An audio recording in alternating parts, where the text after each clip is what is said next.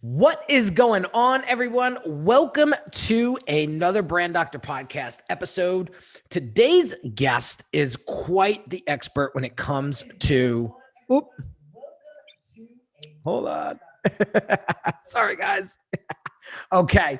Quite the expert when it comes to podcasting, and she's dedicated 18 years of her life to this profession. Before podcasting became a big thing, started her career in radio and eventually matured into podcasting. So we have the topic of conversation today is how to get great people on your podcast and how to get through some of those mindset barriers that prevent us from reaching out and finding those people and getting those people booked on our show. So without further ado, I want to introduce Kelly Glover to the show. How are you, Kelly?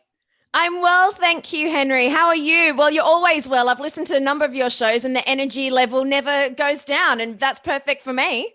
I love it. And so you're actually dialed in from Australia, 5:30 in the morning. So there you go. Talk about dedication. Yeah, I get up at 3:30 when I'm like a bird. I fly south for the winter. I come to Australia for the American winter, and it's summertime here, and that means getting up early, but that's my prime time of alertness and productivity. So I love it. I love it. Where are you in the States when you're in the States? So I go between Los Angeles and New York. I went to college in Ohio, so I'm a Bodcat. And then, so Sydney, Los Angeles, and New York is what I do. I'm remote, which is the beauty of running your own business, right? Right. I would not want it any other way. So talk to us about your backstory a little bit. How did you fall in love with podcasting, and why did you make it your career? Yeah, so my background is in media. I started in 2001. I was an intern at Miramax. I wanted to be in the film business and be a producer. And somehow I went through a bunch of different ways to get there, as I think most people do, figuring out what they want to do. So I ended up working at a talent agency. And for a little bit, I wanted to do something a little bit more creative. So I started doing community radio. Figured out pretty quickly, I'm pretty good at this. I'll apply for the national school in Australia. Takes 10 people a year. Did not think ever I was going to get in. Got in somehow. So then I was like, okay, well, I'm going to be a radio announcer now. But before that, when I was doing community radio, podcasting was just coming in. That was in 2007. Okay. And so what we did was pull the show off the logger, cut out the songs, cut out the commercials, upload that. And that's what a podcast was. So before I even went to radio school, I was in podcasting, and it was really complicated, actually. It was so many, I am not even able to explain to you what I did, because it was a giant sheet of paper with all these steps. And sometimes it was just complicated. Now it's uploading a file. Thank goodness. Amazing. So I got into radio, moved to the States, and couldn't get a job in radio with this accent. I was a bit, had higher expectations than were delivered, got into podcasting, and it was the best thing ever. And I loved it because I ended up getting in earlier than everybody else. And I've been doing it full time since 2013. I love it. Well, I love your accent. I think it's super cute. Thank you. Don't take that the wrong way, but I think it's so awesome. And I love your energy. I love your personality. I love just the presence that you bring. And I think that shows a lot about creating a great podcast. It comes back down to the host itself. Do you bring the energy that the audience is wanting? And I think you do such a great job with that. So congratulations there. And it shows that you are no spring chicken when it comes to this stuff. Yeah, thanks, Henry. And I could say the same about you, because I listened to quite a few of your shows, and in radio, we say it's yourself plus 20%.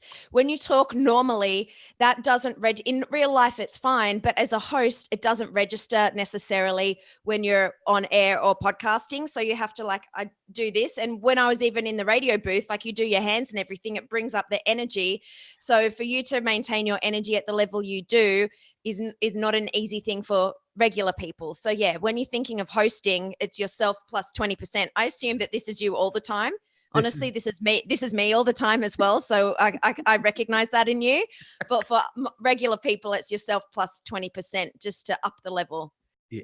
That's a smart thing to remember, guys, when you guys are, whether you're on video or audio, it's important to level yourself up a little bit when it comes to projecting on screen or on a podcast. So, all right. So let's get into the meat and potatoes of today's episode, and let's talk about how to capture the right guests or great guests, and what the advantages are of having some great guests on your show. But before we get into that, I'm going to share with you some raw, uncut, behind the scenes issues that I was having when I was starting my podcast. And I want you to sort of correct that for me and for the audience. So one of the things that I was terrified of is reaching out to somebody and, one, either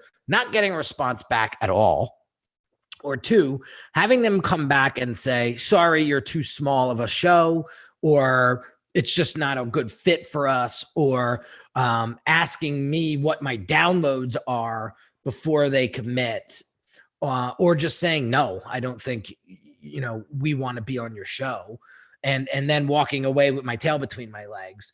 So how do you get over that when it comes to reaching out to maybe higher profile people and having the chance of them responding in such way?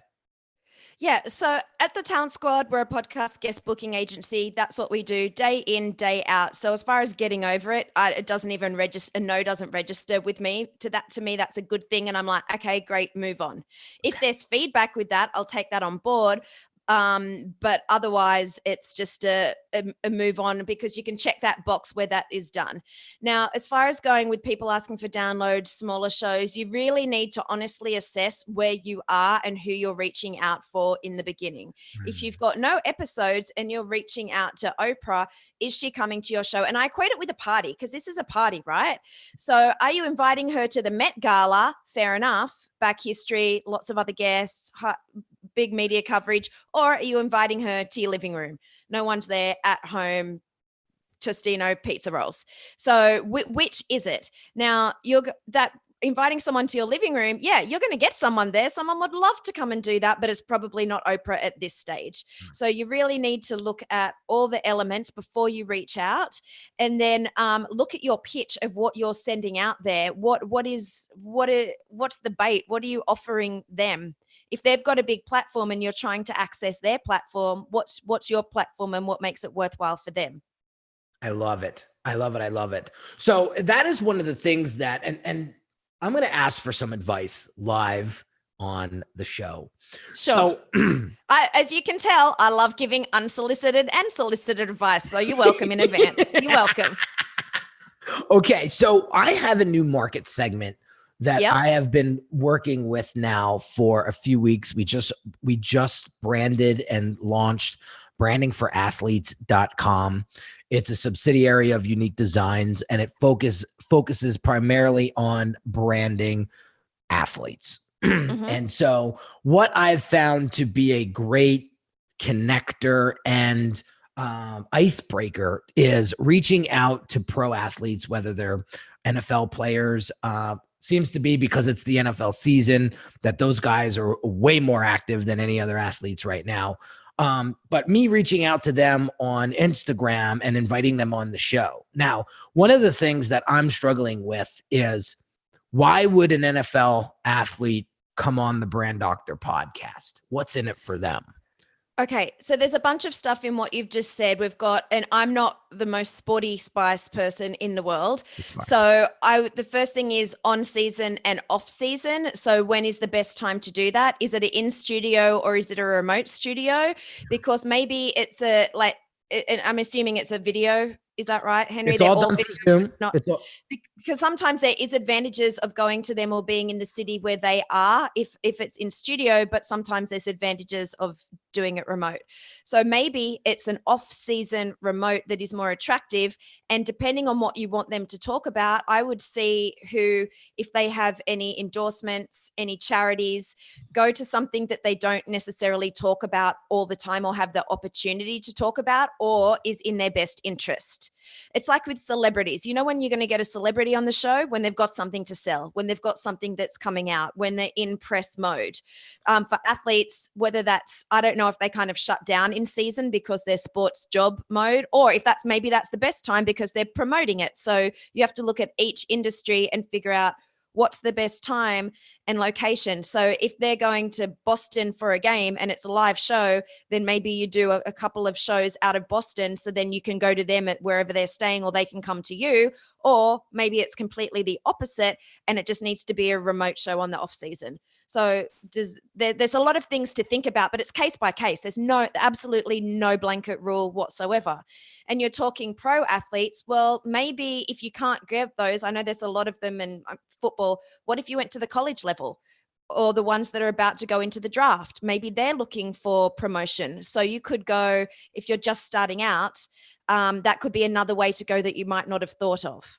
That's fantastic advice. I think one of the biggest takeaway I got was convenience. You know, you want to make it convenient for them, obviously, but I love what you said. A lot of these guys have charities of many sorts. And I think their goal is to create as much buzz about that charity as possible. And bringing them on to discuss the charity, I think, is a great position. But what I want the audience to really understand is it's not about you. It's not about you getting them on your show to make your show look better. And that's where a lot of people mess up. Like, if I could just get Tony Robbins on my show, my stock is going to skyrocket, right? Because I'm going to be associated now with Tony Robbins. Where when you go in with that attitude, I think you're mistaken. I think what you need to do is go into, and Dean Graziosi, he was just on the show last week, and he mentioned this on the show, and he said, when you come from a place of service, you know, and then one of the things he said off camera was, listen, I know my new book is coming out. I know, you know, that's why we're on the show and what we're doing. But before I go self-promoting the book, I want to help you. I want to help your audience.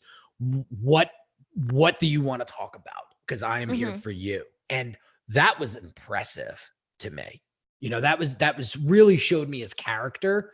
And so I really want you guys, whoever has podcasts out there or whoever has video shows or whatever, is to not go after the high profile person just to make you look good, but to genuinely help them, because they're going to pick up on that right away. I mean, Dean gave me a glaring compliment at the end where he was like, you know, I absolutely love what you're doing, and you've created a platform for yourself that is being recognized now. And I want to give you credit for that. And so, but he knew where I was coming from. He saw that I was coming from a place of serving, not taking.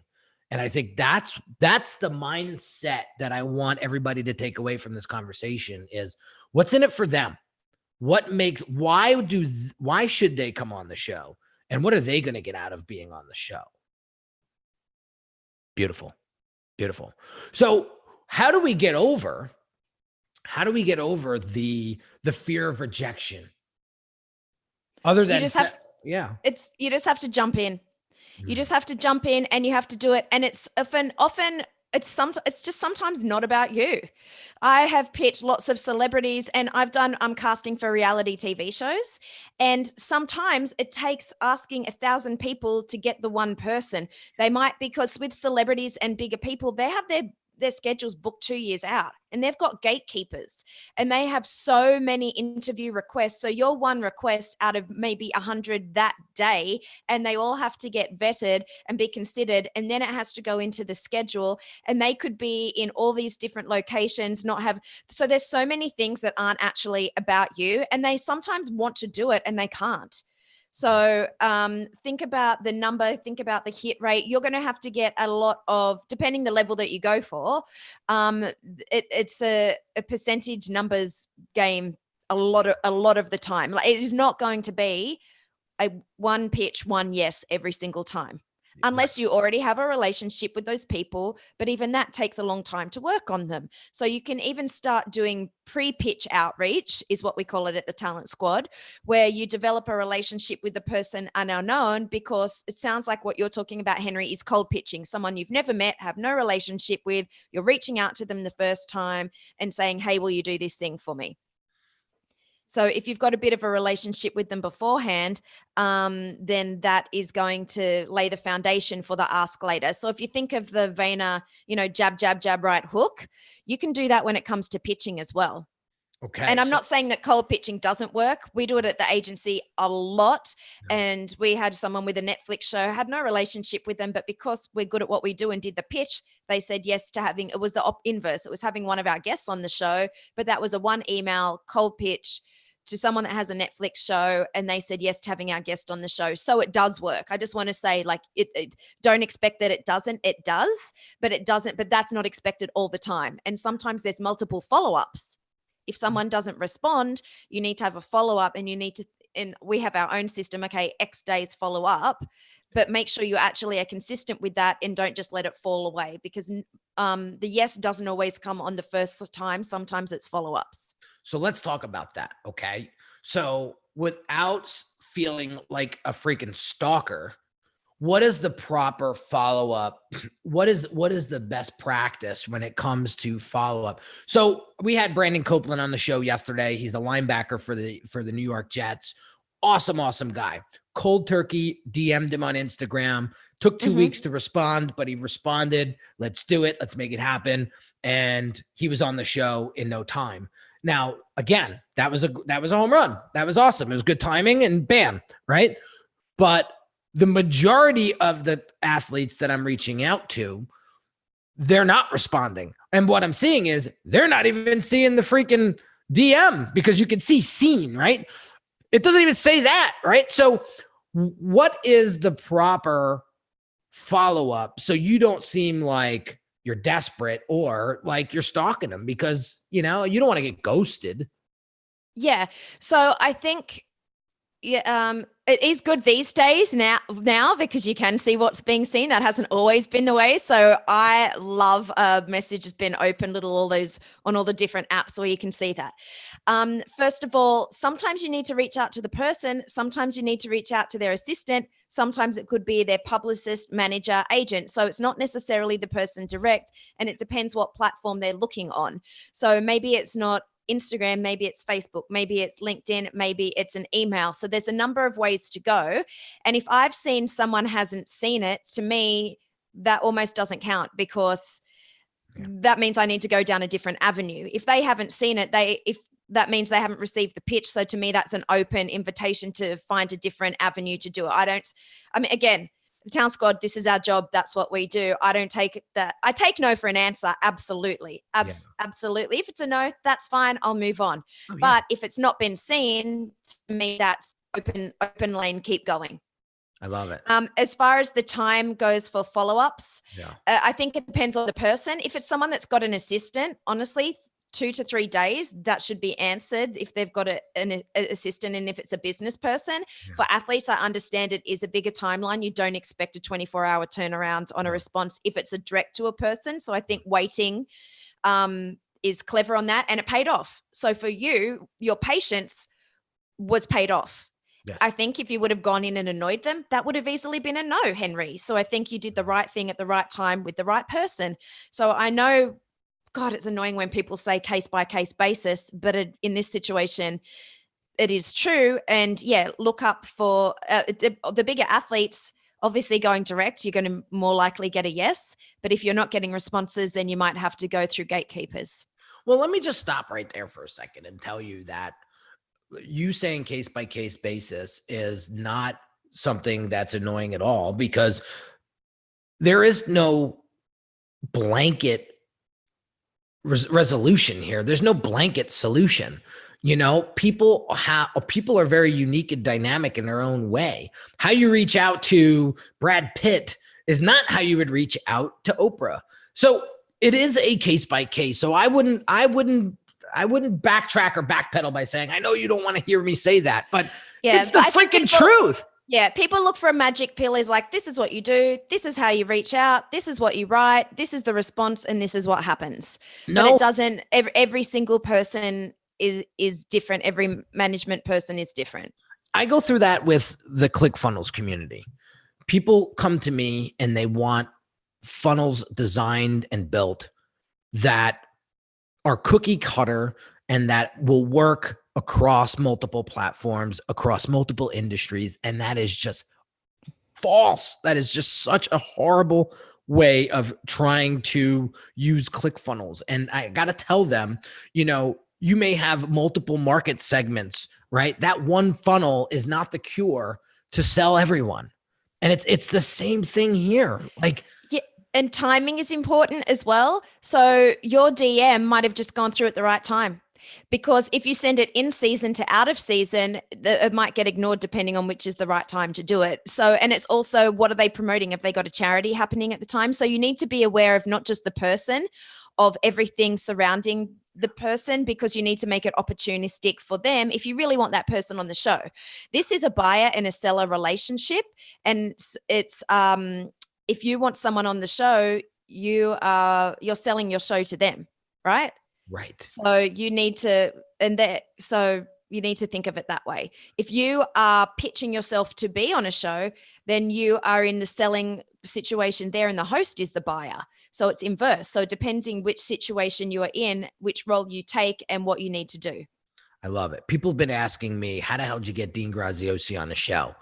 And it's funny. I told them I had to hunt him down. Right. Yeah. What was the process? Let's talk through that, Henry. What was your process for getting him on the show? And did you get any insider information from him of how he was approached? Okay. So it was great. So I reached out to him a few months ago and I said, Dean, I've been following you forever. I heard about you through Russell Brunson, who I'm in his inner circle program. Russell's a client of mine. He mentioned your name and I started to follow you. And so I immediately created that connection, right? We have a mutual friend. You said reach out. What platform? How did you reach out to him? Beautiful. Instagram. Okay. Instagram DM. Mm-hmm. Instagram DM, right? No response at all. And you already have pre-relationship. And the thing that we should point out there is you've referenced other people in there. So you do have a groundwork built. Mm-hmm. Even though you're reaching out cold, there's groundwork in there that's in other ways. I said, what is familiar to Dean? And how can me mentioning Russell connect the two of us, me and Dean? Okay. That's what I thought. It's almost a warm introduction. Because there's connections but you're warm introducing yourself. There you go. But it's clever. No response. No response. Yeah. Crickets. And then I followed back up. I would say I got busy. So I followed up in about a month or two. So about 60 days went by, right? Reached out to him again. Hey, Same platform, DM. Dean, just following up, man. Would love to have you on the show. You're doing big things. I see you grow. Love it, man. Would love to help. And here's what changed. What I said next. I would love to help you promote anything that you have going on right now as a thank you for all the value that you delivered to me thus far. Okay. So I'm offering you my audience and my platform to sell your thing for coming on the show. Here you go. Here's an audience. That's what you've said. That's what I said. Yeah. Now I got a response. What was the time period of the response between you sending and him getting back, if you can remember? 24 to 48 hours. Okay. So that's 24 to 48 hours as opposed to 2 months in crickets. Yes. And the difference was, hey, do you want to come to do the thing for me? Or, hey, I've got a platform for you to come here to sell your thing. That's the difference. I'm like boiling it right down and that you can plug and play with anybody. We are playing, we're playing tennis. We're playing tennis right now. Okay. So he says, reach out to Steven. He's the one who books my calendar. Great. It's an email. So to me, that's a yes. As a booking agent, I'm like, that's a yes. I'm doing it immediately. typing, I do not let that chance go by, and I'm booking that in right now. That's a yes. Literally opened up my Gmail and sent Steven the message. Now I'm making up names here. I forget the guy's name. Right? Yeah, please don't email Stephen, everybody. Yeah, right. Stephen is not a real person. Yeah. No. So Stephen writes me back actually a couple days later. So I felt like, here we go again. But nope, Stephen writes me back and he said, watch this quick video because we want to make sure that we use Dean's time wisely. And so watch the video and so he sends me this link and here's Dean in a quick little 2-minute video saying, I have this new book coming out. I have this other program that I'm doing with Tony Robbins. If you're interested in being an affiliate, that's fantastic. We can talk about that. And if the answer is yes, then reply to this email and tell us what we need to do to book your show. Okay. That's a very interesting response with having the video and very clever. So what they're doing is vetting opportunities and they're making sure, I've never heard of anything that way. And I think that's very clever. But also they're saying, we'll come on the show, but we want to sell the stuff. But there's also something in it for you because it's affiliate. So it's also win-win and it's upfront. That's where Dean's amazing at what he does. Yeah. Right. So I think more people should do that. I think so too. Honestly, it's very good. So he books the show, and basically this show was to promote his book. That was the key. Now the book doesn't come out till December. So the good news is that podcast we're so far out. It's probably going to launch first week of December, which the exact same time he wants it to launch. So the timing works out great. Now, Henry, did they say, is it possible to release the episode during that week, or is that something that you offered them? So they said, could you please? Yes. Because if we do it too prematurely, we got nowhere to send them. Yeah. So that's another interesting thing. Often if you are doing a podcast tour where you're a guest on a show, you can request with a host and they will often want, they want the best show as well. So they will say yes. So that's what they've done. And you as the host are accommodating them. So that's a win-win as well. So it works on both sides of the requesting and the granting the request. I'm just offering some analysis on the process. I love it. You're commentating. I love it. Yeah. This is perfect. So comes on the show, had a blast, spent 48 minutes with me. We were only scheduled for half an hour. I was going to say that's a long time, especially for someone in his position. So that is a compliment. You should take that as a compliment. Yep. So get off the show and he says, what can we do for you? And I said, Dean, I wanted you on the show to start a relationship with you, period. I said, I'm going to be honest with you. I said, when me and Russell were consulting together behind closed doors, Russell said to me, the difference between you and me, Henry, is simply the relationships that we have with other people. So what did you take from that? That line is very interesting. So did you say I better get some more relationships pretty quickly, or what did that mean to you? That's a really interesting insight. That made me say that one, business is a team sport, which I always believed, and you can't do this alone. So get out there and don't be afraid to make relationships. Don't stalk people. I've met some people along the lines that are waiting outside of a restaurant because Grant Cardone was eating in it and they literally waited outside. That to me, that is just poor positioning and just, I hate to say it, but you kind of look a little desperate there. Yeah, that's a hard no from anybody. No. Right? He got the interview. He actually got the interview from Grant, which was amazing. But I know that spending 2.5 hours outside of a restaurant waiting for somebody to walk out of it is not a good use of my time. And listen, I don't know how else to say this, but I don't need you on the show that bad. I don't want to sound like a prick, but I hate to say this, but no, it should be a mutual, right? It should be a mutual decision that you're going to come on my show and either I'm going to go back on your show or whatever the case may be. I just thought that was ridiculous to like stalk somebody outside of a restaurant, until they walked out. It's certainly not my style. The person got the interview, but I would be interested seeing what the relationship is after the interview. Sure. Or is it like asking someone a date, get a yes, and then that's it. You get the date, but you don't get the relationship. So maybe it works. And maybe some people like that style. Some people are like, you know what, you did that. That's awesome. Maybe Grant Cardone loves it. Maybe they're besties. I don't know. But it's you, your values, and what you want to do in your style. I like what you said. Yeah. You could go on 100 first dates, can't you? Yeah. I'm not interested in that. Yeah, I want the wedding. Screw the first. I want one first date, one wedding. Maybe not one first date, one wedding. That's a bit too close. You know what I mean? Let's just turn the wedding into the first date into a wedding. Yeah, you surprised? No, too much. I love it.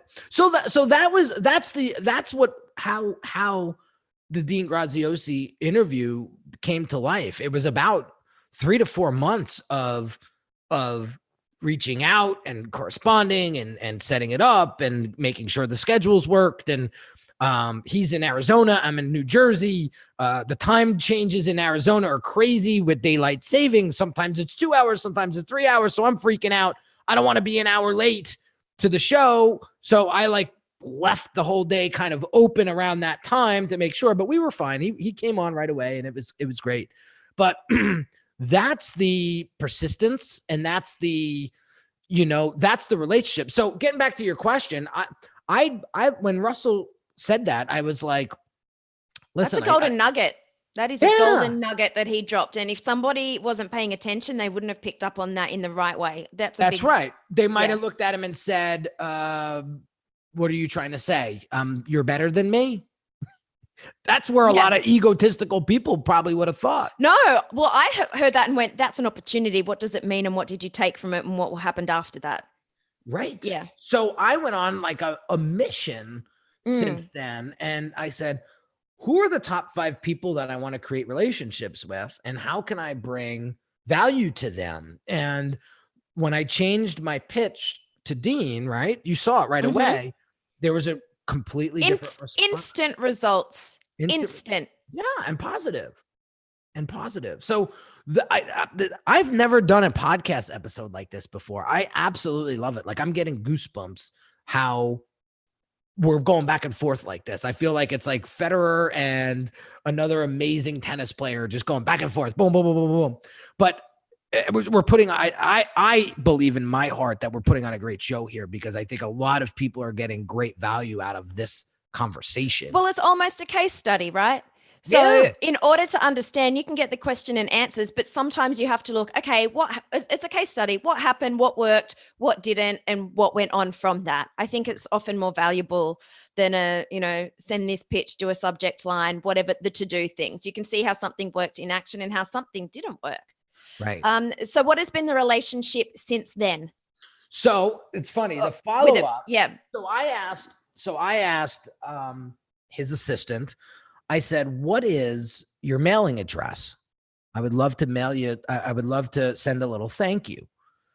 And so he gave me the excellent strategy. Well done, Henry. Yeah. So I just, listen, it is, I'm not trying to like go crazy here and send him something nuts, but like this right here, I know you guys that are listening can't see this, but it is simply a black and white striped thank you card, and it's tiny. And I hand wrote a thank you to him, and I sent it off. And I know for a fact that Dean will appreciate this freaking handwritten card more than he would appreciate a $10,000 Rolex watch.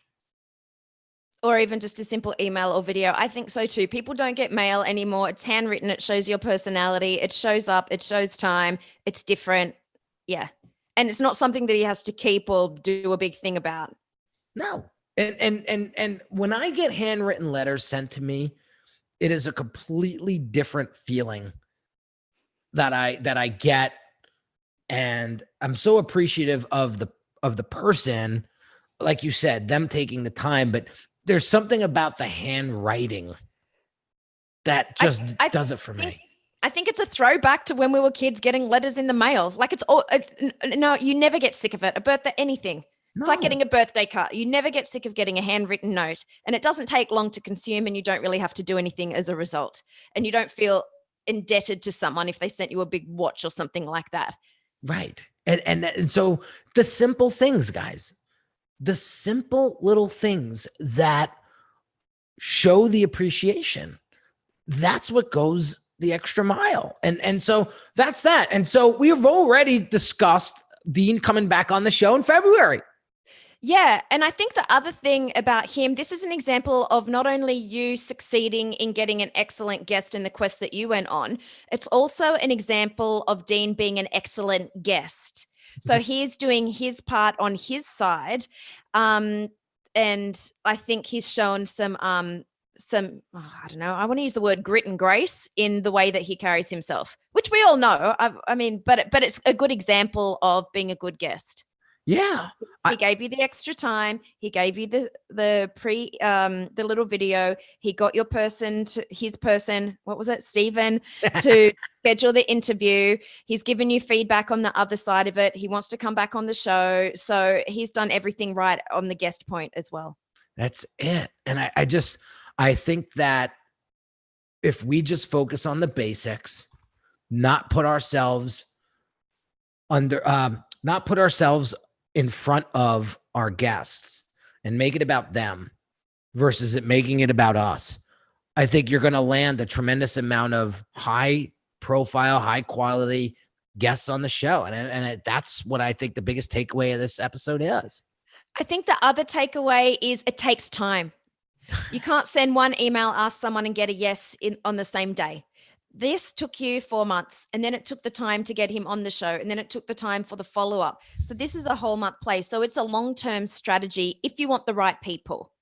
And I would suggest, yes, you've got the number one person on your list, but there are also people that aren't the number one person on the list that will also be excellent guests. So I would mix in the real people with the names in order to get great content. Like I'm not in that stratosphere,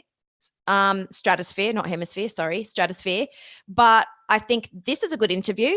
You know what I mean? So therefore, don't discount and just go for celebrities. Go for other people that are experts in their field and have something to say and mix it in. So you've got a bit good cross section of content that you are offering your audience. Because if you're getting the people that are on the same shows saying the same thing to the same audiences all the time, they're going to get sick of it. Hands down. And you want to talk about serendipity. I don't believe in coincidences at all. I'm over here. I have my cell phone over here on a stand. And as we're speaking, Chris Howard from the Jacksonville Jaguars literally just booked his episode with me. Yes. Fantastic. So talk about serendipity. Talk about, I'm a firm believer of. That's what we call proof. Putting out that energy and helping people and putting people in front of you. That's when you get the return that you're looking for. I think one of the biggest problems I had as an entrepreneur, and people know that follow me any long length, is that in the beginning I was a taker. Is like, what can you do for me? And if there's any scraps laying on the ground, I'm picking them all up. I'm not leaving you none, and I'm getting the hell out of there. And you're not going to make it as an entrepreneur with that mindset. I think the other side of this is if you offer this to people, the flip side is you are likely to get invites if they've got a podcast. Yeah. So in the way that you're acting, if they've got a show, they'll be like, hey, Henry, why don't you come on my show as a guest? And that way you're accessing their audience. So it's the sale, the buyer seller is flipped. These sports people that you're going after may not be the best case study on that. But if it was entrepreneurs or different arenas, then yeah, I expect that you would get a reciprocal guest invite. Yeah, I think especially entrepreneurs, they're looking for opportunities to connect and network and build a community around them at least the great entrepreneurs that I've connected with, they want to develop a community or a tribe around them that are better than them. I think Russell Brunson is an absolute genius for creating his inner circle program, because at one he's temporarily shut it down, but I was watching him when I would fly out to Idaho and meet twice a year. I was watching him and how he set this up. He literally had 40 people fly out to him, to sit around him, to tell him all of our pain points and challenges. That is the best research and development. And then on top of that, us pay him $25,000 for that a year. And have him surround himself with a bunch of experts in a bunch of different areas of industry to then really get a pulse for what it is that his clients need and want, and then turn around and create products and services based on our presence and our communication with him. I think that's absolutely brilliant. So his thought was, let me get around a bunch of fantastic people and have them pay me to teach me.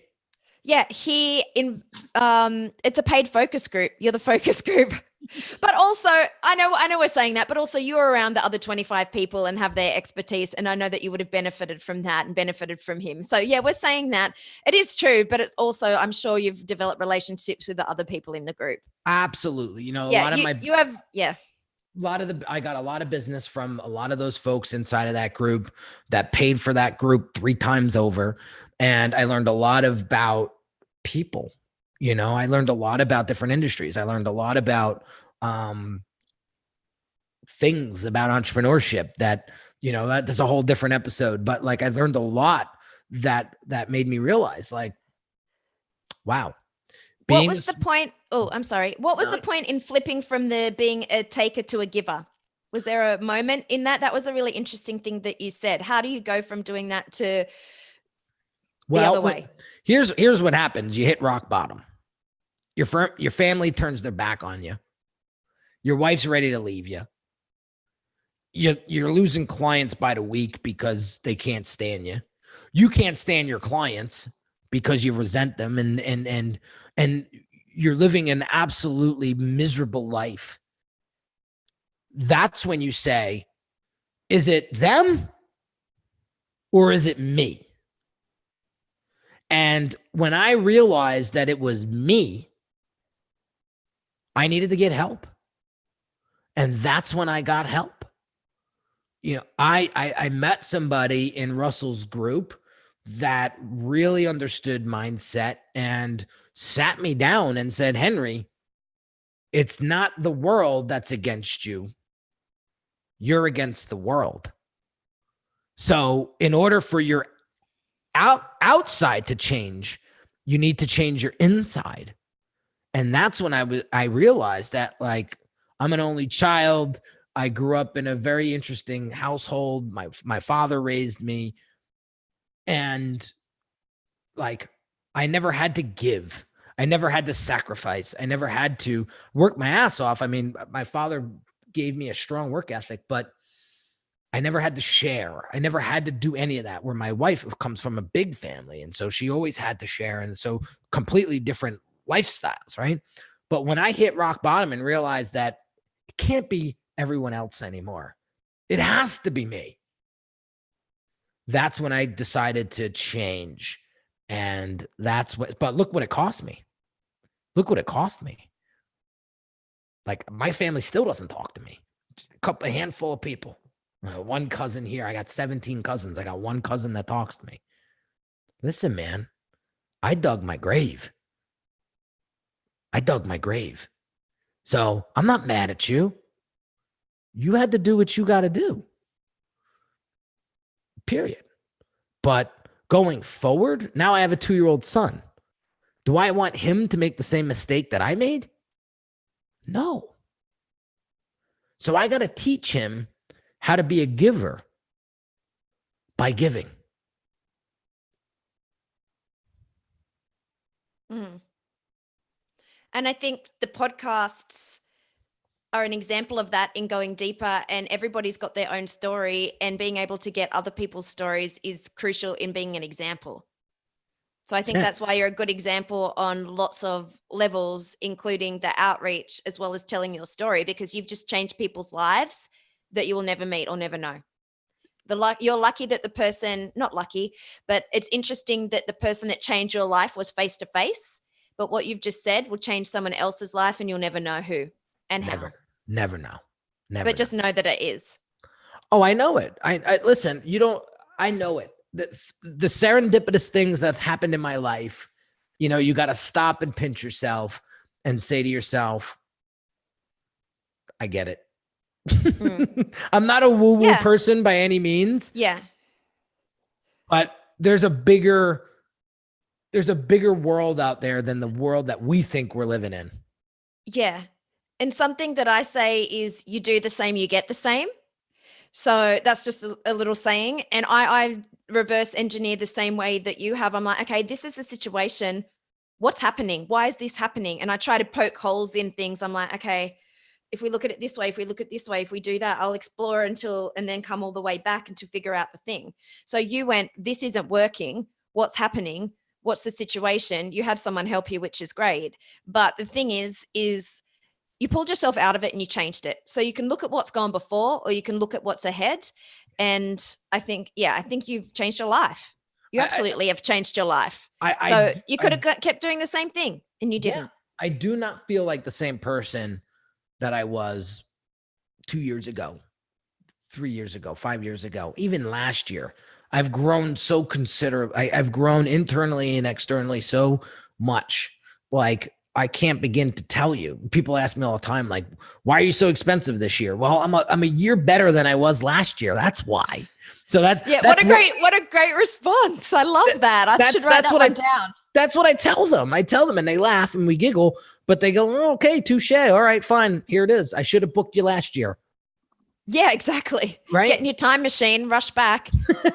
This is some great insight. There was one other thing that I wanted to share that I think would bring value, but I completely went blank. But I think this is what people really need to hear and really need to see, and to make that change. Because again, I love what you said. When you don't change, if nothing changes, nothing changes. And that's what we need to understand here and realize that, oh, this is what I wanted to say.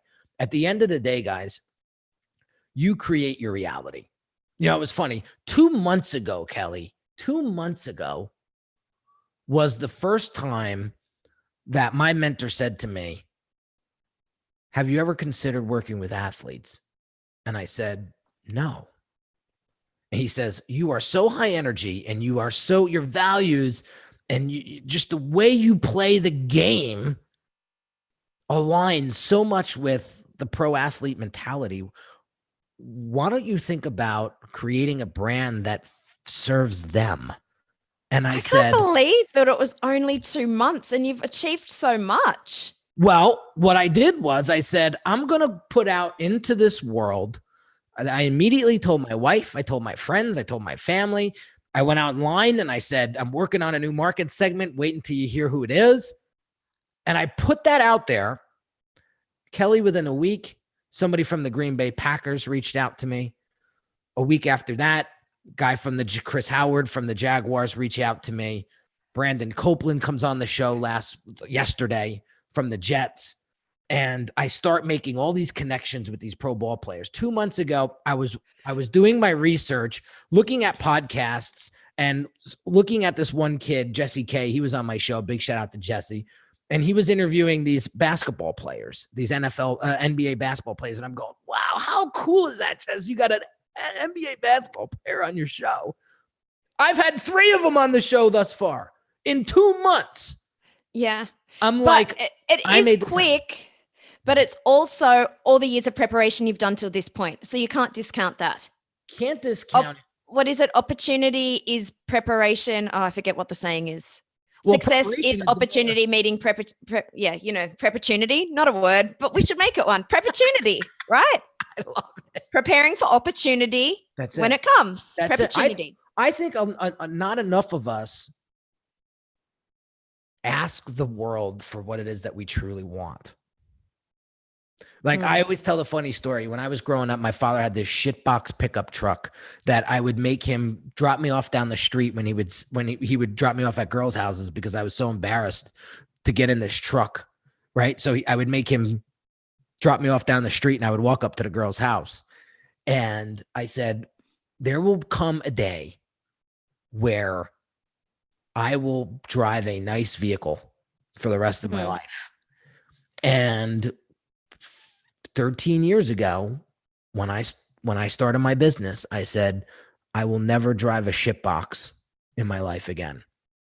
And I bought my first Yukon Denali, and then I leveled up to an Escalade. Then I leveled up to a Range Rover, and I've had a Range Rover ever since.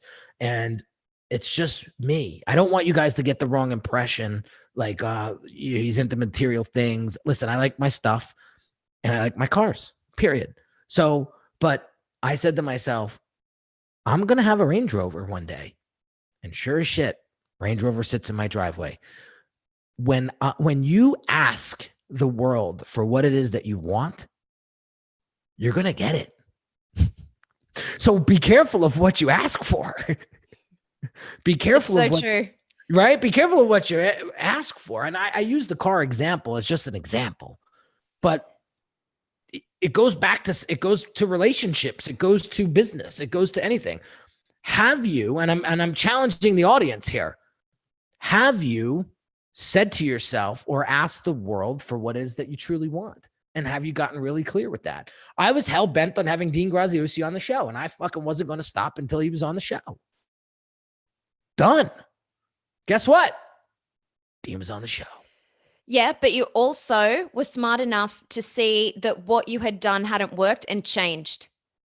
Because you sent the second thing, that's what got him on the show. So you can't just keep banging a brick wall and expecting the same result. You need to be aware enough to change it. And then I think the biggest thing from that, Henry, is 24 to 48 hour response to 2 months crickets.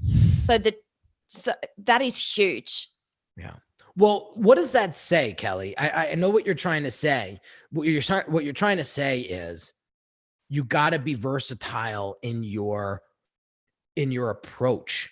You know, same thing with these pro athletes. I was reaching out to them going, hey guys, I would love to have you on my show. I created this podcast to help people live better lives and businesses, doing what it is that they love. We would love to hear your story, you know, because I know it's going to inspire people, because it takes a lot to get to the NFL, right? Crickets, nothing. Yeah. When I dug deeper and found their charity and said, hey, Steve's the name of the day today, but hey, Steve, I see that you have a charity. I think it's absolutely amazing. And I'm not bullshitting you here. And I'm not saying this just to get him on the show. I researched the charity and I thought that it was phenomenal of what this person did. How about you come on the show and we talk about it? Mm-hmm. And I would even go one step further to say in that language, to give you a platform to reach X audience, and then you can put X numbers out there. You know what I mean? You are selling them to come on your show. So you need to put in a few more details, but I understand what you're saying. Yeah. Yeah. Well, when I equated the amount of downloads to a stadium full of people. Oh, that's what I do. So they're used to that, right? So when I reached out to Brandon, I said, you know, the show is currently getting 55,000 downloads a month. I said, you're going to be impacting a quote stadium packed of people with your message. I would even go one step further to personalize that and look at the number of seats in the stadium of their home game. If you want, you know what I mean? Like that's showing personalization of whatever the stadium is. If they've got that, because then that's just that little bit more personalization. Yeah. What you're doing is perfect, but I always look at for opportunities to make it slightly better. Yeah. So I could have said MetLife Stadium because that's the stadium that they play in, right? And then find out exactly how many seats are in there. Maybe it's 60,000 and you're like, it would fill 55. So there's room for you know what I mean? Like make it really like that's irresistible. It really is. That would be an irresistible offer. Yeah. And then Brandon is picturing himself standing on the 50-yard line doing a 360 view of all these people sitting in the seats, listening to him. Mm-hmm. That's the visualization that we need to create that as the podcast host. We can't let them, or we can't assume that they're going to envision that with our pitch. We got to make it as vivid as we possibly can. And I think your team does a hell of a job with that. That's why you're in business doing it. And I just think it's a phenomenal. That's why I had to have you on the show today, because I just think you're doing an amazing, you're giving your clients an amazing gift. And that's the ability to impact more people, period. Mm-hmm. And I think it's niche audiences, the riches are in the niches. I always say niche. The other thing about pitches is using language. So you are going to use different language in reaching out to sports people than you would if you're reaching out to a politician. That's right. So using the stadium metaphor and the language there, so you've got to communicate in the different ways to the different people, but while still managing your own voice. So that's a little bit of a tricky balance, but also hugely important. Because if someone's not going to be into fart jokes, you can't put that into the email. But if they are, and you're like, I am a robot, here is, please come on, but they're just going to be, no, next. So you've got to reflect the person's life and situation in the pitch while also maintaining yourself. Exactly. And that's where brandingforathletes.com came to life, because I said, I can't drive these athletes to the uniquedesignz.net website. They're not going to get it. Some of these guys don't even know what an email list is. So I need to create a platform where they can go and learn about how they can create a personal brand as an athlete.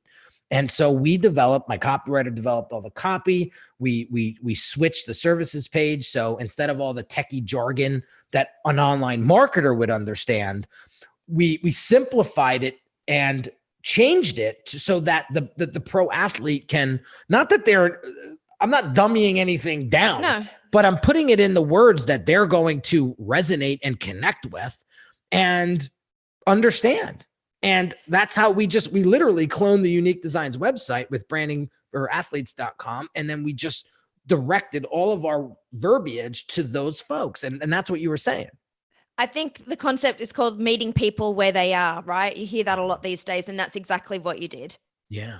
Yeah. So speaking someone's language. That's what it comes down to. People want to connect with what's familiar. Yeah. It's clever. It's clever. Instead of doing a one-size-fits-all website, we'll try and put it for these people, for that people, do the same website. That's very, very, very clever. Well, I'm happy you said that, because there's a lot of people that are looking for templates and swipe files and all this bullshit. And I'm like, listen, when I started getting the results that I wanted was when I individualized every single DM to these people. And I put a little something in there that I captured from their Instagram account. It wasn't some copy paste bullshitted fluffy response. And I'm calling everybody out on this, because a funny thing happened last night, and then we'll get going. I get an email. I get a comment on one of my Instagram posts. And the guy says, I appreciate you for being so direct and frank. You didn't make me opt in. You didn't make me watch a 27-minute webinar. You didn't tell me how awesome you were on that webinar. You didn't tell me, here's 4 email sequences that you need to read in order to buy my blah, blah, blah, that I'm never going to read because I'm going to unsubscribe before I get to the 5th email. I wrote him back and I said, I appreciate you. And what I did was I snapshotted his comment, put it in my story, tagged him in it, and said, thank you. And I said, listen, guys, your audience isn't dumb. So if you keep doing what these gurus tell you to do, you're going to be left high and dry, because your audience is way more sophisticated than you think. And I just let that one fly. And sure enough, I get a message from him later on this morning. And he said, dude, I got family in Jersey, Detroit. I just want to say thank you again for being so frank and upfront. I love your approach, and I mean everything I said. And I said, bro, you gave me content for the day, and I can't thank you enough. Forget the content. The feedback is worthy, I think. Yeah. Like, it's nice that it was content and it was clever to do that. But everything that he said, I feel the same way. I don't know if it's the Australian mentality that matches with you guys as well, but we just don't do the BS. It's just tell me to my face, break it down. Just instead of giving me the 40-second, just give me the 3-line thing. I can figure it out. I'm pretty smart. Like, that's good for me. Yes. Just give me the dot points. Yeah. Yes. And that's where I have a few clients in Australia, and all of you are very similar in that fashion, where I don't want the BS. Just give it to me straight. I'm a big boy. I'm a big girl. I can take it. I just want to get to where I want to be. Period. Yeah. So that is phenomenal. Well, listen, Kelly, thank you. I didn't know we were going to go over an hour with this, but we did. And listen, I think it was a fantastic interview. I think it was a fantastic conversation. I feel in my heart that the audience got a lot out of this, baby. I hope so. And share with us if you did. If you got any insights, let us know. If you're working on your pitches and change them, what the results you're getting, because I'm sure that Henry would love to. I would love to hear. So if you've instituted these different changes, what kind of guests are you getting? Let us know. You can listen to the episodes too, right? I love it. So real quick, Cal, where can people learn more about your brand and what you do? TheTalentSquad.com. By the way, beautiful website again. I was very impressed. Thank you. By the cleanliness and just how you position yourself on the site. If you guys want a example of a nicely positioned, high quality site design and brand consistency, you got to check out this website. It was absolutely impressive when I went to it, because we get tons of requests for people to come on the show, and I do my diligence before I say yes these days. And when I went to the site, I said, look at the way she presents herself. I know she takes this very, very seriously, and we got to have her on. So that's why you're here today. So awesome stuff. And I think walking your talk is hugely important. I run a podcast agency, so I go on podcasts talking about the podcast agency. And if I expect my clients to have excellent branding so I can pitch them, then I need to have excellent branding when I'm pitched too. So, and I think that goes for any business, any client. If you're not doing the thing that you say you can do best teaching other people, then I think you're in the wrong biz. I love it. So Marquise Jones on YouTube watched all the way to the end, and he said, this was an awesome live podcast interview, fun to listen to, as well as lots of nuggets. Pretty impressive indeed. Thank you, Marquise. Thank you. Thanks again, brother. Marquise is a long time supporter of me and my brand. And I can't thank Marquise enough for cheerleading me on for years now. We've known each other for years. So awesome dude. So Kelly, thank you so much for coming on the show. Thanks for watching, guys, on YouTube. This will be published on iTunes in a few weeks. Kelly will get you all the links. We're going to button up this YouTube live, and we'll get you the link so you guys can share it as well as soon as tomorrow. And I really appreciated the conversation. I think you're a doll, and I think we'll be chatting soon. I hope so. Thank you, Henry. I really love everything that you're doing, and I like your attitude and then the execution. It's good. Thank you. It's good. Yourself plus 20%. I love it. Well, there you have it, guys. Have an amazing day. Don't forget to subscribe if this was your first episode. And if you're liking what you're hearing, don't forget to drop a quick little written review. If you're on YouTube, drop some comments and questions below. I'm very responsive. I will get back to you as soon as possible. Again, have an amazing day, and we'll catch you on the next episode. Take care.